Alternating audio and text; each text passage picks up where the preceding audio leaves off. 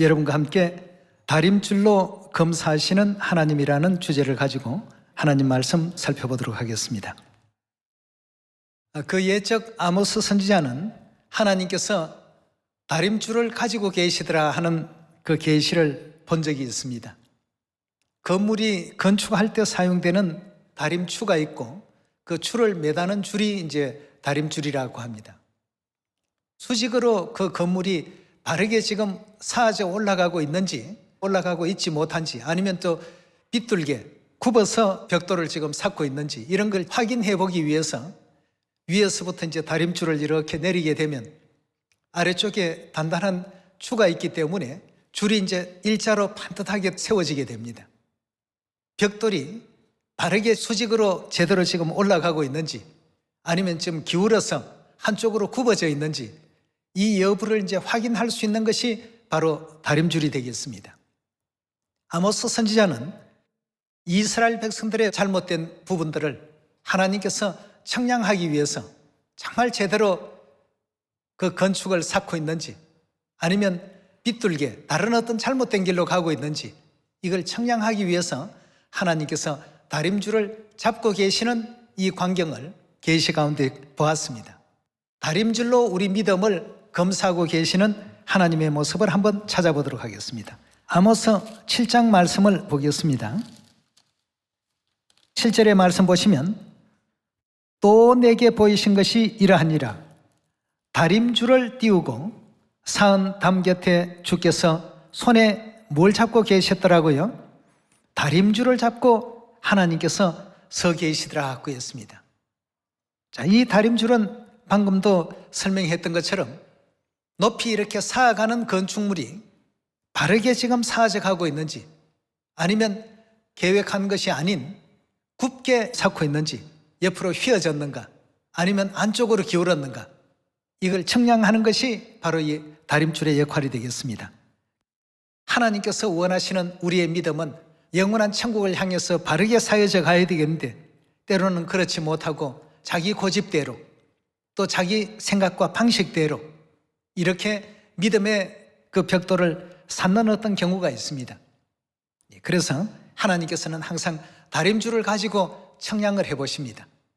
이 사람에게도 청량해 보시고, 저 사람의 그 믿음을 청량해 보시고, 바르게 지금 천국을 향해서 쌓아가고 있는지, 아니면 적당히 세상과 겸해서 세속화되어 가면서 쌓아져 가는지, 이런 것을 전부 청량하고 계신다고 했습니다. 계속해서 말씀 보겠습니다. 8절입니다. 내게 이르시되 아모스야, 내가 무엇을 보느냐? 내가 대답하되 다림줄이니이다. 주께서 가라사대 내가 다림줄을 내 백성 이스라엘 가운데 베풀고 다시는 용서치 아니하리라. 이삭의 산당들이 황폐되며 이스라엘의 성소들이 회파될 것이라. 내가 일어나 칼로 예로보암의 집을 치리라 하시니라 하고 했습니다. 이 장면을 그 쉬운 성경에는 이렇게 표현되어 있습니다. 하나님께서 다림줄을 늘어뜨려서 그들이 얼마나 굽었는지 보여주겠다고 하셨습니다 라고 되어 있습니다. 그럼 다림줄로 이렇게 늘어뜨려서 그들의 믿음과 그들의 신앙의 그 방향이 얼마나 잘못되었는지를 하나님께서 확인을 해보시니까 이건 그냥 눈 감고 넘어갈 그런 사항이 아니었습니다. 우리의 신앙에도 하나님께서 오늘 또 다림줄을 내려보고 계십니다. 얼마나 굽어 있는지, 얼마나 바르게 되어 있는지. 그래서 하나님께서 늘 지켜보고 계신다는 이 점을 잊지 마셔야 되겠습니다. 이사야서 13장으로 말씀 옮겨보도록 하겠습니다. 이사야 13장 4절의 말씀 보겠습니다. 산에서 무리의 소리가 나며 많은 백성의 소리 같으니 곧 열국민족이 함께 모여 떠드는 소리라. 만군의 여호와께서 싸움을 위하여 어떻게 하신다고요? 군대를 검열하신다고 했어요. 자, 이사야 선지자는 표현하기를 검열이라는 표현을 썼고, 아모스 선지자는 다림줄을 놓아본다라고 이렇게 표현을 썼습니다. 다 똑같은 말씀이 되겠습니다. 우리의 믿음의 그 분량이 제대로 되어 있는지, 또 제대로 지금 자라고 있는지, 아니면 천국을 향한다고 하면서도 세상 쪽으로 기울어지면서 가고 있는지. 이사야 선지자는 이사야 13장에서 영적 하늘 군대를 하나님께서 제대로 지금 하고 있는지에 대해서 검사, 다시 말해서 검열을 해보신다라고 했습니다. 마태복음 7장 21절의 말씀 보겠습니다. 나더러 주여 주여 하는 자마다 천국에 다 들어갈 것이 아니요 다만 하늘에 계신 내 아버지의 뜻대로 행하는 자라야 어떻게 한다고요? 들어가리라. 천국에 들어갈 수 있다라고 했습니다. 그 뜻대로 하는지 아니하는지를 아모스 선지자는 다림줄을 통해서, 이사야 선지자는 검열이라는 과정을 통해서 하나님께서 확인을 하고 계시는 그 장면을 성경 가운데 표현하고 있습니다. 근데 마태복음 7장에는 보니까 내 아버지의 뜻대로 행하는 자가 천국에 들어간다라고 했는데, 그 뜻대로 행하는 자를 찾으시기 위해서 하나님께서는 온 세상 모든 사람들에게 뭘 하신다고 했습니까? 시험을 해보시겠다고 했습니다. 결국은 합격이냐 불합격이냐 하는 어떤 그걸 판정하기 위해서 보는 것이 시험 아니겠습니까? 이 땅에 있는 모든 세상 사람들에게 시험을 하신다라고 요한계시록에는 그렇게 기록되어 있습니다. 아버지의 뜻대로 행하는 자들을 찾기 위한 하나님의 어떤 그 방향이죠. 그래서 때로는 우리의 행실을 하나님께서 시험하시고, 때로는 우리가 하는 말을 시험해 보시고, 때로는 우리의 믿음을 시험해 보시고, 때로는 우리의 마음가짐을 시험하고 계십니다. 이 모든 것이 다 하나님께서 다림줄로서 측정해 보시는 하나의 대상이 되더라는 것입니다. 영원한 하나님의 나라가 많이 가까워지고 있습니다. 믿음의 어떤 벽돌을 하늘에 닿을 만큼 지금 많이 쌓아가고 계시는지 스스로가 한번 자기 자신을 되돌아봐야 되겠습니다. 그래서 신명기서 8장에도 이스라엘 백성들을 가나안 땅에 들어가기에 적합한지 적합하지 않는지를 하나님께서 40년간 다림줄로 재어보셨습니다. 재어보시니까 아주 반듯한 사람이 몇 없었습니다. 다가 굽어 있었고 원하지 않는 방향으로 잘못 이렇게 놓여져 있었습니다. 어떤 사람은 믿음이 없어서, 어떤 사람은 또 원망과 불평을 통해서, 어떤 사람은 또 행실이 좋지 못해서 하나님께서 전부 나고 시기시는 그 40년 생활 과정 속에 그 모든 것을 가려내시고, 과연 젖과 꿀이 흐르는 그 가나안 땅, 영적으로 말하면 천국이죠. 거기에 들어갈 수 있는 그 자격이 있는 사람들을 40년간 선별하시고 또 뽑아내시고 이렇게 하는 시간을 가지시게 된 것입니다. 영원한 하나님의 나라가 가까워지고 있는 이런 때에 하나님께서는 그들이 얼마나 굽어 있는지를 한번 살펴보겠다. 또 계시록에는 온 세상 모든 사람들을 시험할 때가 왔다. 왜냐하면 천국이 눈앞에 있으니까 말이죠. 이 다림줄로 한번 전부 재봐야 되겠습니다. 다들 높이는 높은 것 같은데 보니까 벽돌 한 장만 더 얹었다가는 모든 벽돌들이 다 넘어질 만큼 이상한 방향으로 지금 쌓아놓은 벽돌도 있고 말이죠. 각자 자기 임의대로 하고 있으니까 하나님께서는 과연 하나님의 뜻대로 행했는지를 다림줄을 가지고 수직으로 탄뜻하게 사여져 있는지 그 여부를 지금 전부 측정을 하신다고 했습니다. 지금 우리는 그림자적인 입장에서의 3,500년 전 광야에서 생활하고 있는 그런 어떤 영적인 상태 속에 있습니다. 이제 곧 조만간에 가나안 땅에 들어갈 그런 입장인데요. 신명기서 8장을 보도록 하겠습니다. 8장 1절입니다. 내가 오늘날 명하는 모든 명령을 너희는 지켜 행하라. 지켜 행하면 다림줄로 늘어뜨려 봤을 때 아주 반듯하게 벽돌을 제대로 쌓은 모습이 나오겠죠. 그리하면 너희가 살고 번성하고 여호와께서 너희 열조에게 맹세하신 땅에 들어가 그것을 얻으리라. 2절입니다. 내 하나님 여호와께서 이 40년 동안에 너로 광야의 길을 걷게 하신 것을 기억하라. 이는 너를 낮추시며 너를 어떻게 한다고요? 이 시험하는 것이 이제 바른가 바르지 못한가 그 여부를 항상 체크하는 것이 다림줄의 역할입니다. 너를 시험하사 내 마음이 어떠한지 그 명령을 지키는지 아니 지키는지 알려 하심이라. 지키면 이건 반듯하게 선 것이고 지키지 아니하면 이건 왜곡되어 있는 것입니다. 굽어 있거나 아니면 다른 방향으로 지금 벽돌이 쌓여져 있습니다. 그 위에 잘못된 다른 것이 자꾸 쌓이면 쌓일수록 결국은 무너지게 하는 역할을 할 수밖에 없도록 되어 있다는 것을 우리가 건축의 과정 속에 충분히 이해할 수 있는 대목입니다. 그래서 너를 시험하사 내 마음이 어떠한지 그 명령을 지키는지 아니 지키는지 알려 하심이라. 3절입니다. 너를 낮추시며 너를 줄이게도 하시고 또 너도 알지 못하며 내 열조도 알지 못하던 만나를 내게 먹이신 것은 사람이 떡으로만 사는 것이 아니요 여호와의 입에서 나오는 모든 말씀으로 사는 줄을 너로 알게 하려 하심이라. 이 40년 동안 내 의복이 헤어지지 아니하였고 내 발이 풀었지 아니하였나니라. 너는 사람이 그 아들을 징계함 같이 내 하나님 여호와께서 너를 징계하는 줄 마음에 생각하고 내 하나님 여호와의 명령을 지켜 그 도를 행하며 그를 경외할지니라 하고 했습니다. 자, 이렇게 주신 이 말씀대로 산다면 그 벽돌은 아무리 높이 쌓인다 할지라도 반듯하게 쌓일 수 있고 집으로 말하면 좋은 집을 지을 수가 있습니다.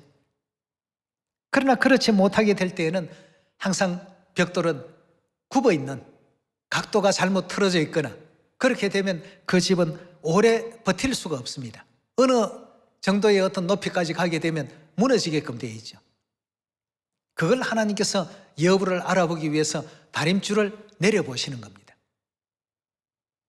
이걸 하나님께서 손에 들고 계시더라고 했습니다. 이 측정해 볼 시간이 이제 지금 왔기 때문이죠. 그래서 광야 40년의 생활 속에서도 하나님께서는 아버지의 뜻대로 행하는 자가 천국에 들어간다라고 했는데 아버지의 뜻을 행하는 자들을 지금 찾고 계십니다. 찾으시려고 때로는 시험하시고 때로는 시련도 주시고 때로는 낮추는 어떤 생활도 허락하시고 때로는 높여도 놔보시고 높은 자리에 있으면 금방 교만해지고 낮은 자리에 놔두게 될 것 같으면 금방 원망과 불평이 떨어지고 높여도 놔보시고 낮추어도 보시고 때로는 줄이게도 하시고 때로는 또 풍성하게도 해주시고 여러 어떤 여건과 상황 속에서 내 마음이 어떠한지에 대한 그 마음의 여부를 하나님께서는 확인하시고 감찰하시겠다고 했습니다. 오늘 한 해 동안 과연 나는 하나님께서 다림줄로 나를 청량하실 때 세상으로 기울어져 있을까?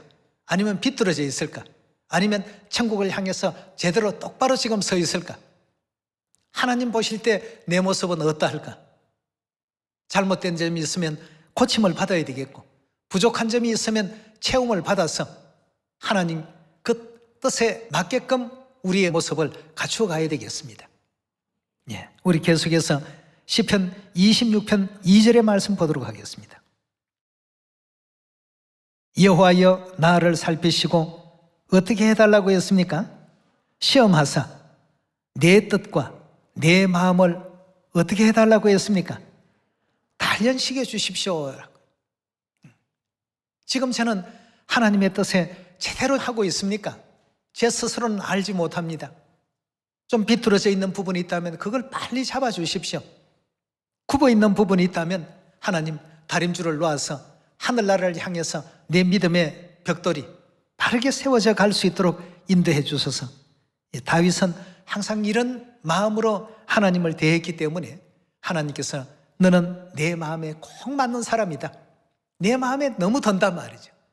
그걸 옛날 표현 방식으로 다윗은 내 마음에 합한 자라, 이렇게 성경에는 기록되어 있습니다. 항상 하나님을 향해서 바르게만 이렇게 가려고 애쓰는 내 믿음의 어떤 모습을 보니까 너무나도 내 마음에 맞는 사람이고 내 마음에 합한 자라, 이렇게 지금 하나님께서는 표현하고 있습니다. 계시록 2장 넘어가겠습니다. 2장 23절의 말씀 보시면, 또 내가 사망으로 그의 자녀들을 죽이리니 모든 교회가 나는 사람의 뜻과 뭘 살피는 자라고요? 마음을 살피는 자인 줄 알지니라고 했습니다. 그리고 연이어서 주신 말씀에 내가 너희 각 사람의 무엇대로 갚아준다고요? 행위대로 갚아주리라 하고 했습니다. 하나님은 사람을 외모로 판단치 아니하시고 내면에 있는 사람의 그 뜻과 마음을 항상 살피고 계십니다. 오늘 이 순간도 하나님 그 다림줄을 통해서 청량을 받을 때 우리의 어떤 믿음이 천국을 향하고 하나님을 향하고 또 영원한 구원에 대해서 감사하는 마음 잃지 아니하고, 이렇게 해서 믿음의 집이 천국을 향해서 계속 그 벽돌이 똑바로 쌓아져 갈 수 있는 그런 여러분과 제가 꼭 되었으면 좋겠습니다. 하나님은 우리 사람의 뜻을 살피시고 사람이 가지고 있는 그 마음을 항상 살피고 계십니다. 아버지 어머니께서 다윗의 그 마음을 살피고 뜻을 살피니까 언제나 다 의롭고 거룩합니다. 그래서 너는 내 마음에 정말 참 꼭 드는 사람이다. 우리에게도 이렇게 하나님께서 표현하실 수 있도록 하나님께서 자랑스러워하는 그런 아들, 딸들이 되셔야 되겠습니다. 하나님은 우리의 중심을 항상 살피시는 하나님이시다 하는 것을 항상 마음에 잊어버리지 않기를 부탁드립니다. 사무엘상 16장입니다. 7절의 말씀 보시면, 여호와께서 사무엘에게 이르시되 그 용모와 신장을 보지 말라. 내가 이미 그를 버렸노라. 나의 보는 것은 사람과 같지 아니하니 사람은 외모를 보거니와 나 여호와는 중심을 보느니라 하고 했습니다. 하나님은 외모보다는 우리의 중심을 항상 지켜보시고 중심이 아름다운 사람을 하나님의 선지자로서, 하나님의 복음의 일꾼으로서, 또 하나님께서 원하시는 그 시대적 사명을 감당할 사명자로 세우신다는 것을 확신하시고 항상 하나님이 향한 그 중심을 아름답게 가져주시기를 부탁드리겠습니다. 베드로전서 우리 4장 열어보도록 합시다. 12절의 말씀 보겠습니다. 사랑하는 자들아, 너희를 시련하려고 오는 불시험을 이상한 일 당하는 것 같이 이상히 여기지 말고 오직 너희가 그리스도의 고난에 참여하는 것으로 즐거워하라 하고 했습니다. 하나님께서 우리 믿음이 어떠한지를 여부를 아시려고 욥과 같이 그 시련 당하는 상황 속에 잠시 잠깐 두어볼 때가 있습니다. 이런 것을 우리가 이상하게 여기지 말고 그리스도의 그 고난에, 아버지께서도 이런 어떤 아픔을 겪으셨고 어머니께서도 우리 구원을 위해서 하늘의 보좌 버리시고 이 땅까지 내려오셔서 인생의 이 고단한 삶을 살고 계신데 라고 하는 이와 같은 그 믿음을 잃어버리지 않는 우리가 되어야 되겠습니다. 그래서 우리의 그 믿음을 더 한층 높여주시기 위해서 주시는 그 시련을 이상한 일 당하는 것처럼 여기지 말라고 했습니다. 여기서 여러분, 시련과 재앙은 다른 것입니다. 재앙을 받는 사람은 그 벌로서 받는 형벌이 재앙이지만 믿음의 성도들은 믿음을 하나님께서 더 크게 하시고 다른 어떤 축복의 뜻이 계셔서 주시는 것은 그건 재앙이 아니고 시련이죠. 그건 재앙과 시련은 구분할 줄 아셔야 됩니다. 그래서 베드로전서 4장에서도 그리스도의 그 고난에 참여하는 것으로 오히려 즐거워하라고 했습니다. 그렇다면 우리는 왜 하나님을 믿는 사람 가운데서도 어려움을 왜 겪습니까? 하고 가끔 이렇게 묻는 식구들이 있는데요. 하나님 믿으면 다 복받아야지 왜 재앙을 받습니까? 하나님 믿는 사람들은 재앙받는 사람이 아무도 없습니다. 그러나 하나님의 어떤 축복을 위해서 시련은 받을 수 있습니다. 시련을 받고 시험은 받을 수 있지만 재앙을 받는 것이 아닙니다. 야고보서 1장 14절의 말씀 보도록 하겠습니다. 오직 각 사람이 시험을 받는 것은 무엇 때문에 시험을 받게 된다고요? 자기 욕심에 끌려 미혹됨이니 욕심이 잉태한 적 죄를 낳고 죄가 장성한 적 사망을 낳느니라 했습니다. 혹여 이제 믿음 안에 있으면서도 믿음이 약간 흐트러지거나 또 천국을 향하는 어떤 소망보다도 세상 욕심에 더 많이 이끌려서 몸은 진리 안에 있지만 마음은 이미 그 진리의 선을 넘어서서 그렇게 활동하는 사람들이 있다라고 한다면 하나님께서는 그 영혼을 불쌍히 여기시고 또 살려주시기 위해서 그들에게 시련을 주시는 경우는 있습니다. 그건 시련이지 절대 재앙이 아니거든요. 재앙과 시련을 구분할 줄 아셔야 되겠고, 하나님께서는 아버지의 뜻을 행하는 자가 천국에 들어간다라고 했기 때문에 지금 다림줄을 가지시고 온 세상 사람들을 측정하고 계십니다. 측정하실 그때에 요한계시록에 보면 사도 요한은 온 세상에 시험이 임하게 될 것이다 하고 했습니다. 그 장면도 요한계시록 3장을 통해서 한번 확인해 봅시다. 요한계시록 3장 10절입니다. 내가 나의 인내의 말씀을 지켰은즉 내가 또한 너를 지켜 시험의 때를 면하게 하리니 이는 장차 온 세상에 임하여 땅에 거하는 자들을, 지구라는 이 별에 거하는 자들을 어떻게 하신다고요? 온 세상에 이 일은 다 임한다고 했습니다. 온 세상에 시험을 주시는 그 내용은 다름 아닌 하나님께서 뭔가를 측정해 보시기 위해서 시험을 내리십니다. 측정해 보시니까 저 사람은 믿음이 있는 줄 알았는데 영 믿음이 없는 모습을 보이고, 저 사람은 보통 하는 줄 알았는데 아주 보니까 어떤 그 상황 속에서 하나님을 향한 결기가 대단한 믿음을 또 보이는 사람도 있습니다. 그걸 측정하기 위해서 손에 들고 계신 것이 바로 이 다림줄입니다. 다림줄을 가지고 개개인마다 모든 것을 측정하시는데, 이 측정하시는 이유가 하나님의 뜻을 행하는 자들을 찾기 위해서죠.